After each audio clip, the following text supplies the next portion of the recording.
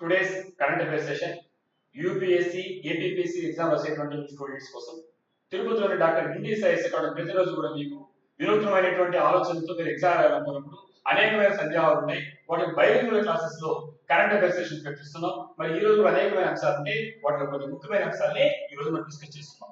ముఖ్యంగా ఈ రోజు మనం న్యూస్ లో చూస్తే sovereign AI India's Vikram AI models ని చూసాం. మనంతా చూస్తున్నాం ఢిల్లీలో ఫిబ్రవరి 16 స్టార్ట్ అయినటువంటి 28 మరి ఇప్పటి వరకు జరుగుతున్నటువంటిది మనం ఏ ఇంపాక్ట్ సమ్మిట్ ఢిల్లీలో జరుగుతోంది అంటే ఏ యొక్క ప్రభావం అనేది ఏ విధంగా జరుగుతుందంటే ప్రపంచవ్యాప్తంగా ఈ రోజు 4వ సదస్సు మన భారతదేశం ఆర్థిక తెలుస్తుంది. ఇలాంటి సందర్భంలో ఇలాంటి ఇష్యూ గురించి ఈ రోజు మనం డిస్కస్ చేస్తున్నాం. మొట్టమొదటి ఇష్యూ ఏంటంటే సావరిన్ ఏఐ. ఎస్, మనం సార్వభౌమాధికారమైన భారతదేశం ఎలా పిలుస్తున్నామో అలాగే దేశాలు లాగానే ఈ ఆర్టిఫిషియల్ ఇంటెలిజెన్స్ కృత్రిమ మేధస్సు అనేటువంటి కూడా సావరిన్ అంటే వేరే వాళ్ళకి గౌరవకుండా మనకంటూ స్వతంత్రంగా ఉండాలనే కాన్సెప్ట్ తో ఇండియాస్ విక్రమ్ ఏఐ మోడల్స్ అంటే మన భారతదేశానికి ప్రత్యేకమైనటువంటి విక్రమ్ అనేటువంటి ఆర్టిఫిషియల్ ఇంటెలిజెన్స్ కృత్రిమ మేధస్సు నమూనాలు మనం రూపకల్పన చేయగలిగాం. సో ఇక్కడ చూస్తున్నారు మీరు హిందీ, బెంగాలీ, తెలుగు, మలయాళం, తమిళ్, గురుముఖి, ఒడిస్సా అంటే ఓడ్లా, ఉర్దూ, కన్నడ ఇలాగ మన భాషలు భారతీయ భాషలు ఉన్నాయి. ఈ భారతీయ భాషలకు మనకంటూ ఒక ప్రత్యేకమైనటువంటి కృత్రిమ మేధస్సు ఆర్టిఫిషియల్ ఇంటెలిజెన్స్ ఇస్తే బాగుండే ఉద్దేశంతో ఈ రోజు విక్రమ్ ఏఐ మోడల్స్ పేరుతో ఈ రోజు మన భారతదేశం సగర్వంగా ప్రకటిస్తూ ఈ గ్లోబల్ సమ్మిట్ లో ప్రకటించడం జరిగింది. ఈ రోజు మనం చూస్తే దీని కోర్ ఐడియా ఏంటి అని చూస్తే India launch indigenous AI language models Vikram to support Indian languages and reduce dependence on foreign AI. ఇప్పుడు వరకు వాడేటువంటి మనం ఈ కృత్రిమ మేధస్సు ఆర్టిఫిషియల్ ఇంటెలిజెన్స్ ప్రపంచం ఏ రకంగా తెలియదు మనకి. సో ఇలాంటి పరిస్థితుల్లో ఇప్పటి వరకు మనం ఎవరి మీద ఆధారపడ్డామంటే ఫారిన్ ఏఐ, విదేశీయులకు సంబంధించినటువంటి కృత్రిమ మేధస్సు. ఇప్పుడు మనం ఏం చేస్తామంటే ఈ స్టార్ట్అప్ కంపెనీ అనేటువంటి సర్వం ఏఐ, ఈ సర్వం అనేటువంటి చాలా గుర్తుపెట్టుకోండి ఎగ్జామినేషన్ లో, అలాగే విక్రమ్ మోడల్ గుర్తుపెట్టుకోండి. ఇక్కడ ఈ సర్వం ఏఐ అనేటువంటి విక్రమ్ మోడల్స్ ని అండర్ ఏఐ మిషన్ అంటే భారతదేశానికి సంబంధించినటువంటి సార్వభౌమాధికారానికి ఎవరికి తలగకుండా ఎలా ఉంచుకుంటామో అలాగే కృత్రిమ మేధస్సులో ఆర్టిఫిషియల్ ఇంటెలిజెన్స్ లో భారతదేశం ఎవరి యొక్క దానికి తలగ్గా పడకుండా ఫారిన్ మోడల్స్ కాకుండా మనకంటూ మన భారతీయ భాషకు సంబంధించినటువంటి దాంట్లో విక్రమ్ అనేటువంటి మోడల్ ని తీసుకొచ్చారు. ఆ స్టార్ట్అప్ పేరు సర్వం, గుర్తుపెట్టుకోండి. సర్వం, విక్రమ్ గుర్తుపెట్టుకోండి, కాన్సెప్ట్ గుర్తుపెట్టుకోండి. మరి ఈ రోజు మనం మోడల్ చూస్తే 35B 105B పారామీటర్స్ అనే పేరుతో ఈ మోడల్స్ ఉన్నాయి. ఇది 22 ఇండియన్ లాంగ్వేజెస్ భారతీయ భాషలు ఎవరు ఉన్నాయో తెలుసు మనకి. సో ఈ 22 భాషలకి సపోర్ట్ చేస్తుంది. అలాగే మనం చూసినప్పుడు దీనికి అవుట్లే ఎంత, ప్రారంభ ఖర్చు ఎంత, బడ్జెట్ చూస్తే నిన్నే మనం మాట్లాడాం. ఈ ఏఏకి 10,300 crores ప్లస్ మనము ఈ రోజు కేటాయింపులు జరిగినాయి. మరి డెవలపర్ అంటే సర్వం ఏఐ, మన భారతీయ స్టార్ట్అప్ కంపెనీ సర్వం ఏఐ విక్రమ్ అనే పేరుతో 22 భారతీయ భాషలను తీసుకొస్తూ విదేశీ భాషల మీద ఆధారపడకుండా మన భారతదేశం సార్వభౌమాధికారాలను అలాగే ఇక్కడ ఉండేటువంటి కృత్రిమ మేధస్సు ఆర్టిఫిషియల్ ఇంటెలిజెన్స్ కూడా మనకంటూ స్వతంత్రమైనటువంటి భారత. ఇది ఇంపార్టెంట్ ఐటమ్ కింద గుర్తుపెట్టుకోండి. మరి ఇక్కడ మీకు అన్ని తెలిసినటువంటి టెక్నాలజీని కూడా దీనికి సంబంధించి ఎగ్జామినేషన్ పాయింట్ ఆఫ్ లో చెక్ చేసుకోండి. మరి నెక్స్ట్ ఐటమ్ చూసినప్పుడు ఇక్కడ ఇదే సందర్భంలో ఇక్కడ ఎల్ఎల్ఎం కానీ పారామీటర్స్ ఓపెన్ సోర్స్ ఇవన్నీ కూడా మీకు తెలిసిన విషయాలే. నేను మాట్లాడవచ్చుకోలేదు, టైం సరిపోదు కాబట్టి. అంటే లార్జ్ లాంగ్వేజ్ మోడల్స్ అంటే ఏంటి ఇవన్నీ మీకు చదువుతారు ఆర్టిఫిషియల్ ఇంటెలిజెన్స్ లో భాగంగా. మరి సెకండ్ ఐటమ్ ఏంటంటే centre reviews Odisha's closure of the forest rights cells. Forest rights FRA forest rights act 2006 మీకు అందరికీ తెలిసే విషయం. ఎందుకంటే ఫారెస్ట్ రైట్స్ అంటే అటవీ హక్కుల చట్టం 2006 ఎగ్జామినేషన్ లో యూపీఎస్సీ లో ఆంథ్రోపాలజీ ఆప్షన్ తీసుకున్న ప్రతి student almost every year alternatives వచ్చేటువంటి 100% గ్యారంటీ కోసం ఎఫ్ఆర్ఏ 2006. సో దానికి రిలేట్ చేసుకుంటూ అటు ఆంథ్రోపాలజీకి ప్లస్ కరెంట్ అఫైర్స్ కి మిక్స్ చేస్తూ మాట్లాడదాం. ఇక్కడ సెంటర్ రివ్యూ చేస్తుంది. ఏం రివ్యూ చేస్తుందంటే Odisha's closure of forest rights cells. ఎందుకంటే ఈ అటవీ హక్కుల చట్టం గురించినప్పుడు ఒకసారి ఈ ఉండేటువంటి అటవీ హక్కులు ఎందుకు వచ్చాయి, ఎవల్యూషన్ ఎలా జరిగింది, అసలు మొదటి నుంచి ఆదివాసీలు, గిరిజనులు, ట్రైబల్స్ మరి ఎవరు చూపిస్తున్నామో ఈ అటవీ పుత్రులకి అడవులకి ఉండే సంబంధం, అటవీ పుత్రులని పిలిచేప్పటికీ అటవీకి అడవులతో విడదీయనటువంటి సంబంధం ఎక్కడ ఉన్నారంటే ఈ యొక్క ట్రైబల్ పీపుల్ ఉంది. 90% ఆఫ్ ట్రైబల్స్ ఇన్ ఇండియా ఎక్కడ ఉన్నారంటే in and around of forest అంటే అడవుల చుట్టుపక్కల కానీ లోపల నివసిస్తున్నారు. మీకు స్టాటిస్టిక్స్ తెలుస్తున్నారు. ఇలాంటి పరిస్థితుల్లో భారతదేశంలో ఉండేటువంటి 8.6% ఆఫ్ ట్రైబల్ పాపులేషన్ అంటే మనం చెప్పాలంటే 104.2 అంటున్నాం, ఇక్కడ మిలియన్స్ అంటున్నాం. ఈ పాపులేషన్ ఎక్కడ ఉందంటే అడవుల్లో నివసిస్తుంది 90%. మరి ఇలాంటి పరిస్థితుల్లో వాళ్ళు మీకు తెలుసు బిఫోర్ కరోనా పీరియడ్ అంత ముందు టైంలో ఈ యొక్క రూలర్స్ ఉన్నారు, వాళ్ళందరూ కూడా ఇంట్రెస్ట్ ఇచ్చేవాళ్ళు అడుగుల పైన. దాని తర్వాత వచ్చినటువంటి వీళ్ళందరూ బ్రిటిష్ వాళ్ళు అక్కడ ఉండేటువంటి టింబర్ కోసంగా, ముఖ్యంగా స్లీపర్స్, రైలు పట్టాలను వేసేటప్పుడు ఆ రైలు పట్టాల మధ్యలో ఉండే స్లీపర్స్ అంటారు, అలా వాటికి పోయి అవసరమై అక్కడ ఉండేటువంటి ట్రాన్స్పోర్ట్ కోసంగా అడుగులు నరకడం మొదలు పెట్టారు. అదే విధంగా అక్కడ కావాల్సిన ల్యాబ్ ఎవరంటే ఈ అటెక్టులే. వీళ్ళు తీసుకెళ్ళి అక్కడ వాళ్ళు సెపరేట్ గా ట్రైబల్ విలేజ్ తీసుకొచ్చి అడవుల్లో పెట్టేశారు వాళ్ళని. ఆ విధంగా వాళ్ళ భక్తులన్నీ నెమ్మదిగా కాలవాసులు వెళ్ళారు. తర్వాత రియలైజ్ అయ్యారు, ఎందుకంటే అడవుల శాస్త్రం కాదు, కొంతకాలం డిప్రెషన్ స్టార్ట్ అయింది. అటువంటి అప్పుడు దానికి చట్టాలు తెచ్చారు. ఈ చట్టాలన్నీ మీకు తెలుసు, ఒక్కసారి ఎవల్యూషన్ ఆఫ్ ఫారెస్ట్ చదువుకోండి. ఆ విధంగా చివరికి ఎవరు ఎవరైతే అడవుతుందో, ఎందుకంటే వాళ్ళకి ఉండేది అది కేవలం ఆర్థికమైన సమస్య కాదు, ఎకానమీ. అక్కడ ఉండే హ్యాప్స్ కానీ, అక్కడ ఉండే రూట్స్ కానీ, అక్కడ ఉండే టేబుల్స్ కానీ, అక్కడ ఉండే మెడిసిన్ వాల్యూస్ కానీ ప్రతి ఒక్కటి ఎక్కడి నుంచి తీసుకుంటారంటే అడవిపుత్రులు అడవుల నుంచి తీసుకుంటారు. కానీ మనం అలా తీసుకోవట్లేదు. కానీ మన సమస్యని వాళ్ళ సమస్యని వేరుగా చూడాల్సింటే అవసరము మనం సిటిజన్స్ తెలుసుకున్నాం మనందరి పైన ఉంది. సో అదే విధంగా చూసినప్పుడు వాళ్ళకి ఏమో ఆర్థికమైన సమస్య కాకుండా అక్కడ కల్చర్, ఎందుకంటే వాళ్ళ కల్చర్ అక్కడే పుట్టారు, అక్కడే వెళ్తున్నారు. వాళ్ళకి మనం చూసాం ఎన్ఎంఎస్ కాంప్లెక్స్ అయితే చూసారు ఎల్పీ విద్యార్థి, nature man spirit complex. Nature అంటే ప్రకృతి, మ్యాన్ అంటే మనిషి, అలాగే స్పిరిట్ అంటే ఆత్మలు. వాళ్ళకి ప్రత్యేకమైన మతం ఉంది, మత విశ్వాసాలు ఉన్నాయి. మనం చెప్పినటువంటి మతాలు ఏది లేవు వాళ్ళకి. సో అలాంటి పరిస్థితుల్లో వాళ్ళకు ఉండే విశ్వాసాలు వేరే ఉన్నాయి. అందువల్లే పెద్ద బిల్డింగ్స్ కట్టుకొని రండి అంటే రారు, ఎందుకంటే అక్కడ ఉండేటువంటి నమ్మకాలు వేరే, వాళ్ళ పూర్వీకులు వేరే. సో ఇలాంటి పరిస్థితుల్లో అడవిపుత్రులకి ఈ చట్టాలు వచ్చి వాళ్ళ ప్రత్యేకమైనటువంటి సంస్కృతి, ప్రత్యేకమైనటువంటి జీవన విధానంలో, ప్రత్యేకమైన ఆర్థిక వ్యవస్థ, ఇలాంటి పరిస్థితుల్లో వాళ్ళ హక్కును గుర్తిస్తూ కేవలం అనేది ఇది జీవనాధార సమస్య కాదు, వాళ్ళ సాంస్కృతికమైన సమస్య, వాళ్ళ సాంస్కృతిక గురికి అనే దాంతో గుర్తింపుగా చెప్పాలంటే అనే పేరుతో 2006 ఎఫ్ఆర్ఏ ఫారెస్ట్ రైట్స్ యాక్ట్ వచ్చింది. మరి అలాంటి దాని సందర్భంలో మరి ఒరిస్సా గురించి మనం మాట్లాడుతున్నాం. ఈ ఒరిస్సా ఈ బ్యాక్గ్రౌండ్ లో ఉండేటువంటి అటవీ హక్కుల చట్టం ప్రకారంగా 2006 ప్రకారంగా వాళ్ళకంటూ హక్కులు ఉన్నాయి, ఎవరు కాదలేదు.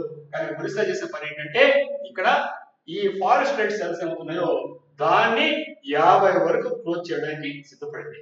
దీన్ని సెంట్రల్ చేస్తుంటే రివ్యూ చేస్తుంది. ఇది మీరు ఆంథ్రోపాలజీ కాకుండా ఏ రాష్ట్రము ఇలా చేసింది, ఈ బ్యాక్గ్రౌండ్ చదువుకోవాల్సిన అవసరం ఉంది. ఎందుకంటే ఒరిస్సా ఏం చేస్తుందంటే order closure of 50 forest rights act cells by March 26. ఇప్పుడు మనం ఫిబ్రవరిలో ఉన్నాం, మార్చి 2026 కంతా అక్కడ ఉండేటువంటి ఈ ఎఫ్ఆర్ఏ చట్టం ప్రకారం వచ్చేటువంటి సెల్స్ ఏమవుతున్నాయో వాటిని 50 అంటే మేజర్ అన్నమాట, వాటిని మూసివేయడానికి తీసుకున్న రంగాన్ని సిద్ధం చేసి సెంట్రల్ రివ్యూ చేస్తుంది, పునఃసమీక్షిస్తుంది. సో ఈ సందర్భంలో ఎఫ్ఆర్ఏ 2006 అంటే ఏంటి, అలాగే ఎన్ని క్లోజ్ అయినాయి, పెండింగ్ క్లెయిమ్స్ అంటే వాళ్ళు ఇక్కడ రకరకాలైనటువంటి క్లెయిమ్స్ ఉంటాయి. ఒకటేమో ఇండివిజువల్ రైట్స్ ఉంటాయి, రెండు కమ్యూనల్ రైట్స్ ఉంటాయి. ఫారెస్ట్ రైట్స్ యాక్ట్ ప్రకారం చూస్తే ఇండివిజువల్ ఫారెస్ట్ రైట్స్ అంటే ల్యాండ్ రైట్స్ ఇండివిజువల్, అంటే వాళ్ళకంటూ వ్యక్తులకు ఉండేటువంటి భూమి హక్కులు ఇండివిజువల్ రైట్స్ అంట. అలా కాకుండా కమ్యూనిటీ ఫారెస్ట్ రిసోర్స్ అంటే మొత్తం కమ్యూనిటీకి అంతా, జాతికి అంతా, ఆ ఉండేటువంటి తెగకంతా కూడా పూర్తిగా అందరికీ అక్కడ వనరుల పైన, అక్కడ రిసోర్సెస్ పైన, అక్కడ ఉండేటువంటి సంపద పైన, కమ్యూనిటీ అంటే చెరువులు కావచ్చు, అక్కడ పంటలు కావచ్చు, వాటి పైన పూర్తి హక్కులు ఉంటాయి. వీటిని కమ్యూనిటీ ఫారెస్ట్ అంటారు. ఇలాంటి టెక్నాలజీ చూసుకొని మీరు చదువుకోండి. ఈ రైట్స్ ని కావాలని ఎవరు కలపలేదు ఈ దేశంలో, ఒరిస్సా చేసిన దానిపైన. అందుకే సెంట్రల్ రివ్యూ చూస్తుంది. ఇది నిజంగా చెప్పాలంటే మనంతా నాగరికులు తెలుసుకుంటున్నాం, సోకాల్డ్ ఇంటెలెక్చువల్స్ అంతా కూడా వాళ్ళకి సపోర్ట్ గా ఇవ్వాల్సిన అవసరం కాబట్టి ఈ విషయం గురించి కూడా మాట్లాడదాం. మరి third one, Kerala nativity card bill.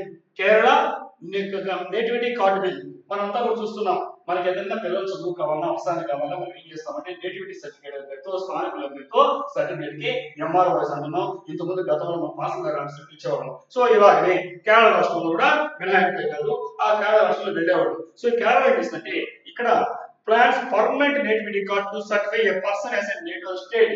ఆ కేరళ రాష్ట్రంలో ఉండేటువంటి స్థానికుడైన పౌరుడు అనే పేరుతో కాబట్టి ఒక గుర్తింపుగా, శాశ్వతమైన గుర్తింపు కార్డు, పర్మనెంట్ నేటివిటీ కార్డు ని ఇష్యూ చేస్తుంది, అందువల్ల ప్లాన్ చేస్తుంది.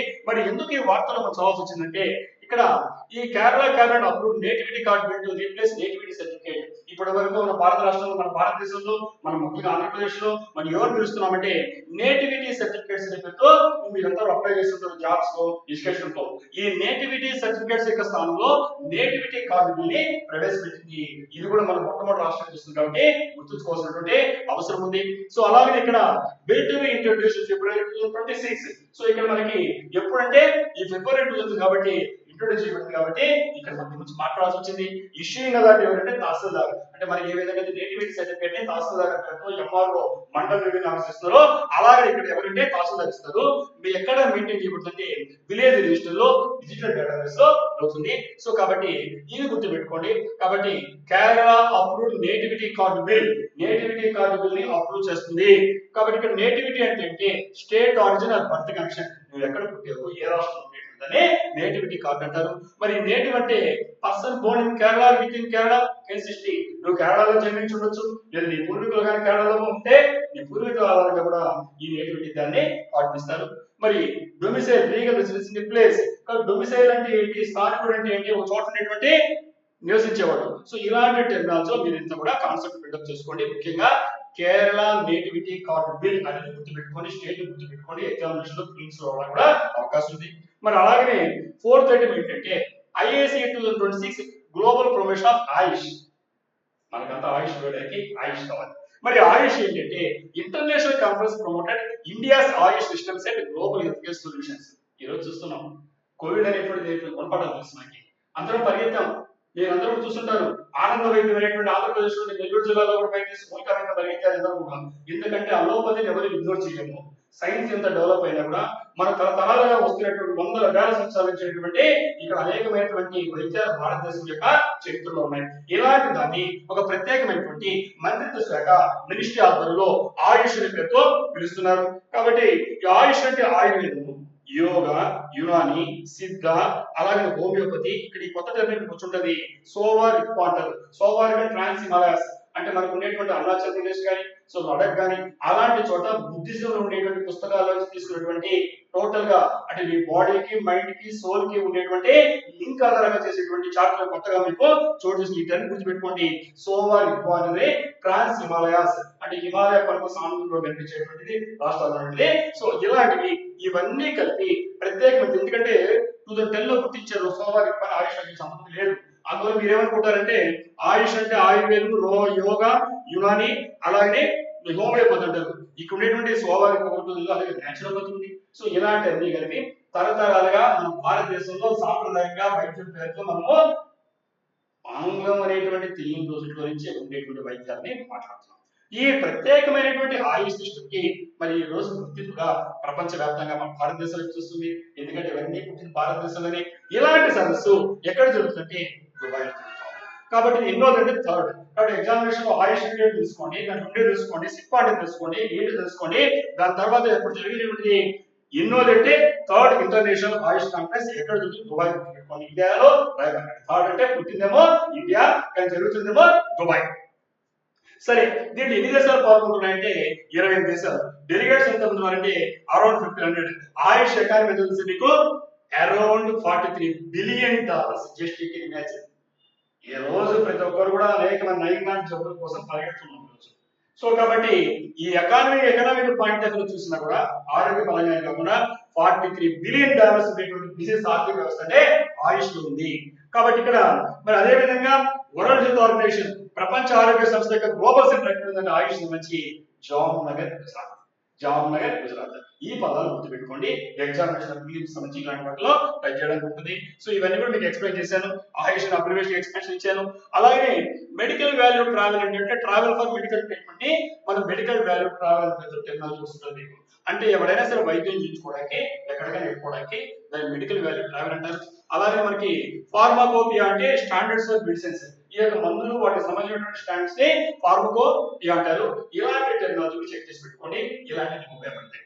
Next fifth one vibrant village programme phase 2 VVP. ఇక్కడ వెరీ ఇంపార్టెంట్ పర్సన్ కాబట్టి వెరీ ఇంపార్టెంట్ పర్సన్ కాబట్టి VVP కాబట్టి VVP గుర్తుపెట్టుకోండి. మీకు అంతా తెలుసు.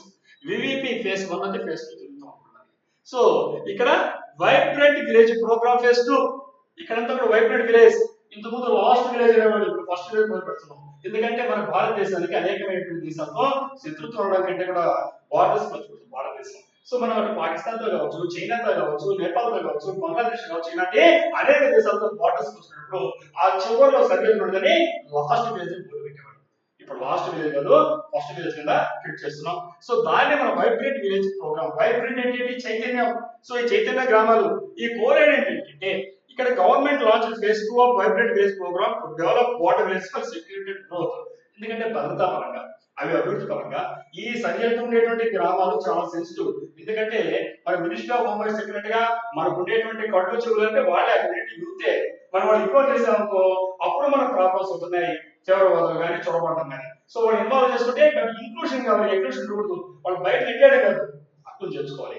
ఈ కాన్సెప్ట్ తోనే ఇది మనకు 2023లో మీకు అందరూ గుర్తుంటుంది, 23లో మొట్టమొదటిగా ఈ VVP1 అనేటువంటి మనకు కేంద్ర హోమ్ మినిస్టర్ అయినటువంటి అమిత్ షా గారు ప్రారంభించారు.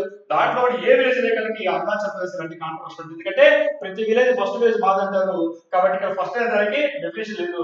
ప్రతి ఒక్కరు కూడా ఎందుకంటే బార్డర్ లో ఉండేటువంటి విలేజెస్ అవుతున్నాయో వాటిలో చాలా వాటిలో ప్రారంభమైంది కాబట్టి మొట్టమొదటి మా విలేజ్ ప్రారంభించారంటే మా విలేజ్ అన్ని లిస్ట్ తీసుకొని ఎగ్జామినేషన్ ఏ లిస్ట్ ఫస్ట్ రాసుకోండి. సో కాబట్టి ఇది వస్తుంది మీకు ఇక్కడ. కాబట్టి ఈ రోజు సెకండ్ ఫేజ్ స్టార్ట్ చేశారు. ఈ వివిపి లాంచ్ ఫిబ్రవరి 26, మరి ఫిబ్రవరిలో ఉన్నాం కాబట్టి మరి మే 24 యూపీఎస్సీ పిల్లలు రాస్తున్నారు. దానికోసం మాట్లాడుతున్నాం. Covering village along multiple international borders, అనేకమైనటువంటి అంతర్జాతీయ సరిహద్దుల్లో ఉండేటువంటి మనకి ఈ గ్రామాల్ని ఈ ఫిబ్రవరిలో ఉండేటువంటి వివిపి అనే 2 అనేటువంటి ఫేజ్ కవర్ చేస్తుంది.